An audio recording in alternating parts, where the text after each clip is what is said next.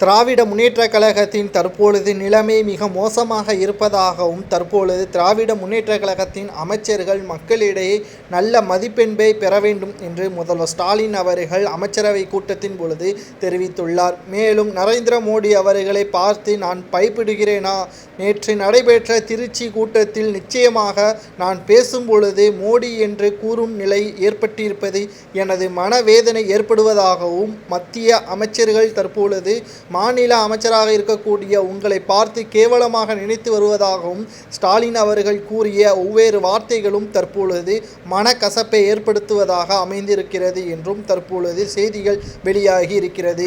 தமிழகத்தில் பாஜக வரக்கூடாது என்று திமுகவினர்கள் பல முயற்சிகளில் ஈடுபட்டனர். கடைசியில் தமிழகத்தில் பாஜக மலர்ந்து விட்டது. தேர்தலின் பொழுது நிச்சயமாக குறிப்பிட்ட சதவீதத்தில் வெற்றியடையும் என்றும், இது திமுகவிற்கு மிகப்பெரிய மரண அடியாக விழும் என்றும் தற்பொழுது இணையதளத்தில் சவுக்கு சங்கர் அவர்கள் பதிவு ஒன்றையும் செய்துள்ளார். நாடாளுமன்ற தேர்தலையொட்டி திராவிட முன்னேற்ற கழகம் பொங்கலுக்கு 1000 ரூபாய் பரிசு தொகை கிடையாது என்று கூறியது தோல்விக்கு முதல் அடியாக விழுந்துள்ளது என்றும் இணையதளத்தில் சவுக்கு சங்கர் அவர்கள் கூறியுள்ளார். இனி வரக்கூடிய ஒவ்வொரு நாடாளுமன்ற தேர்தலாக இருக்கட்டும், சட்டமன்ற தேர்தலாக இருக்கட்டும், அமைச்சர்களின் கைதிற்கு பிறகு மக்களிடையே இவர்கள் பிரச்சாரத்தை மேற்கொள்ளாத நிலை ஏற்படும் என்றும், ஒருவேளை பிரச்சாரத்திற்கு ஸ்டாலின் அவர்களை வருகை தந்தாலும் மக்கள் விரட்டி அடிப்பார்கள் என்றும் இணையதளத்தில் எடப்பாடி பழனிசாமி அவர்களும் பதிவு ஒன்றை செய்துள்ளார்.